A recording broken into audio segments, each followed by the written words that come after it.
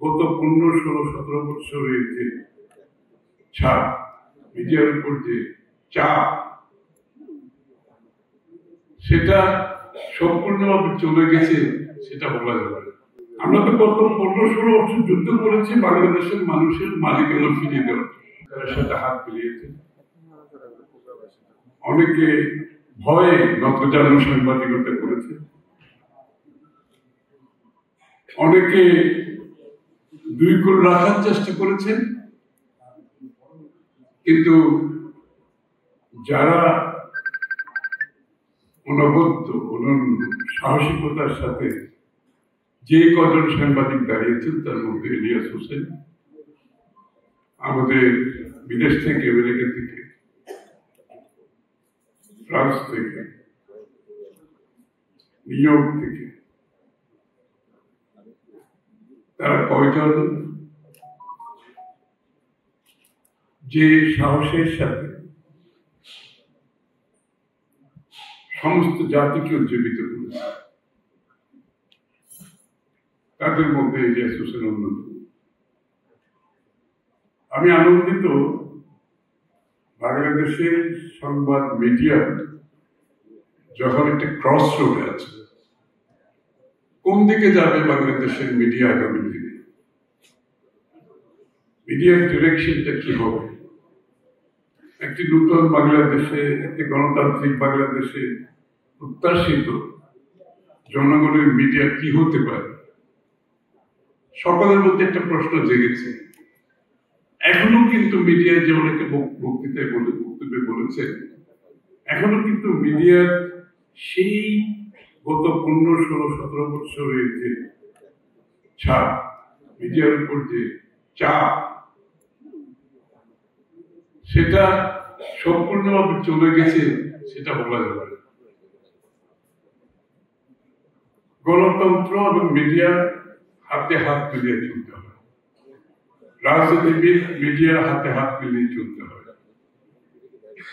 এবং সবার আগে বাংলাদেশ, এই যে কথাগুলো অনেকে বলেছেন যে এই কতগুলো জাতীয় এজেন্ডা সবকিছু ঊর্ধ্বে রেখে মিডিয়ার ভূমিকা কি হতে পারে আগামী দিনে, এটাও মানুষের মনে একটা প্রশ্ন আছে। আমি এই সময়ে বাংলাদেশের আগমনকে আমি মনে করি, ইংরেজিতে যেটা বলা হয় যে ব্রেথ অফ ফ্রেশ এয়ার, এটা সুবাতাস বওয়ার মতো হবে আমি আশা করি। কারণ পিনাকি ভট্টাচার্য, আমাদের ইলিয়াস এবং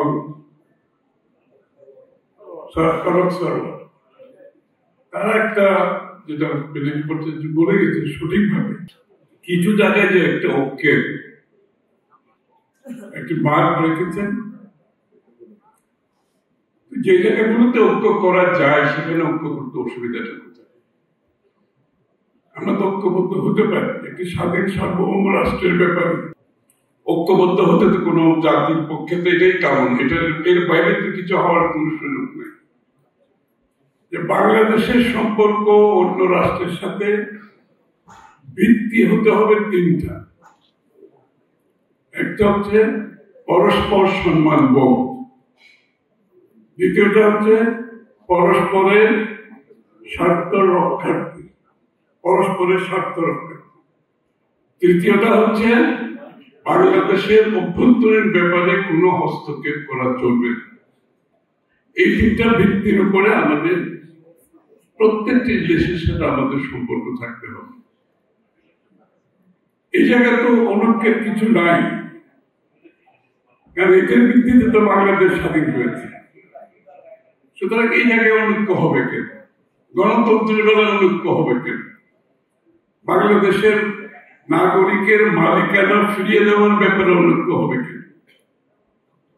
আমরা তো গত 15, 16 বছর যুদ্ধ করেছি বাংলাদেশের মানুষের মালিকানা ফিরিয়ে দেওয়ার, এবং বাংলাদেশের মানুষ তার দেশ কিভাবে চলবে সিদ্ধান্ত বাংলাদেশের মানুষ দেবে। এই কাজটা কিন্তু আর কেউ করার সুযোগ নাই। আমরা যত কথাই বলি, এই জায়গাটা কোনো ব্যতিক্রম হওয়ার সুযোগ নেই। দিনের শেষে আমাদের প্রত্যেকটি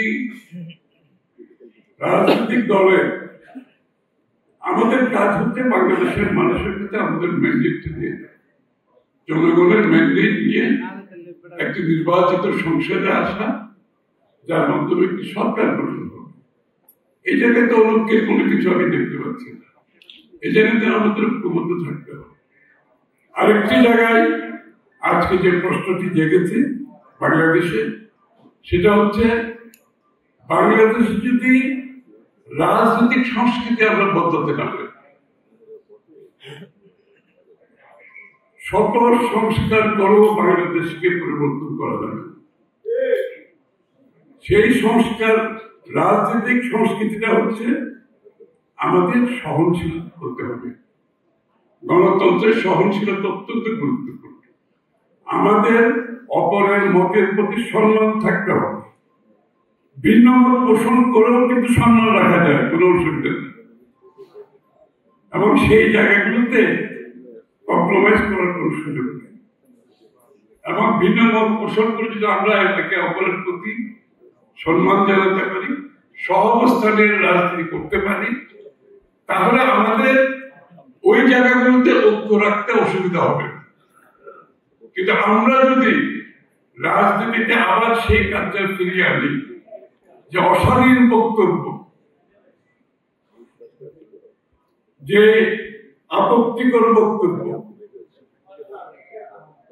এবং চরিত্র হনন, ব্যক্তিগত আক্রমণ, এগুলোর থেকে সরে গিয়ে আমরা যদি আমাদের প্রত্যেকটি দলের যার যার নীতি আদর্শ আছে আমরা সেই জায়গাগুলো প্রমোট করি এবং সেই জায়গাতে ডিফারেন্স থাকবে। এটা তো আশ্চর্য হওয়ার কিছু না। যে ঐক্যমতের কথাটা চলছে আজকে কোন দেশ, আমরা কি এখানে বাকশাল করতে যাচ্ছি? সব বিষয়ে আমাদের ঐক্যমত হবে? আমরা যখন এই যে আলোচনা চলছে ঐক্যমতে, বলে এই জায়গায় অনেক জায়গায় ভিন্ন মত থাকবে, তো ভিন্ন মত তো থাকবেই। ভিন্ন মত আছে বলে তো আমরা ভিন্ন ভিন্ন দল করেছি, কিন্তু যতটুকু ঐক্যমত হবে সেই জায়গাটুকু তো আমরা এগিয়ে যেতে পারি। আর যে জায়গায় ঐক্যমত হবে না, সেখানে জোর করে যদি কেউ চাপিয়ে দিতে চায়, সেটা তো ঐক্যমত বলা যাবে না। সেটা আরেকজনের মত আপনি আরেকজনের অন্যদের উপর চাপিয়ে দিচ্ছে, সেটাকে ঐক্যমত বলে। এই জিনিসটা আমাদের পরিষ্কার হওয়া দরকার। আজকে প্রত্যেকটি দলের ভিন্ন ভিন্ন আদর্শ, তাদের ভাবনা চিন্তা আছে, সেটা তারা প্রমোট করবে, জনগণের কাছে যেতে হবে। মালিকের ম্যান্ডেট নিয়ে আপনি সংসদে এসে পরিবর্তন করতে পারবেন। এর বাইরে যতটুকু অক্ষমত হবে সেদিকে আমরা এগিয়ে যাব। এবং আজকে আমি মনে করি সংবাদ মাধ্যমের ভূমিকা এখানে গুরুত্বপূর্ণ। এবার এই জায়গাতেই সংবাদ মাধ্যমের পরিষ্কার একটা ধারণা থাকা দরকার এবং এইটাকে প্রজেক্ট করা দরকার। ঐক্যমত যতটুকু হবে সেটাকে সামনে রেখে আমরা এগিয়ে যাব। এর বাইরে যে ব্যবধানগুলো থাকবে সেটা আমরা প্রত্যেকটি দল জাতির কাছে আমরা যাব। আগামী নির্বাচনে আমরা গিয়ে আমাদের কথাগুলো জাতিকে বলবো, আমার ম্যান্ডেট নেওয়ার চেষ্টা করব এবং সেই ম্যান্ডেট নিয়ে সংসদে আসতে হবে। এর বাইরে পুরো চেষ্টা করতে গেলে আমাদের এই যে অনৈক্য যে সৃষ্টি হচ্ছে, ওই জায়গাটাই কিন্তু অনৈক্য সৃষ্টি করছে। কারণ আমি আমার মতটা একজনের উপর চাপিয়ে দেওয়ার চেষ্টা করছি। এটা যদি করা হয়, জাতীয় ঐক্য কোনোদিনও হবে না। এই জায়গাটা আমাদেরকে সবাইকে অনুধাবন করতে হবে।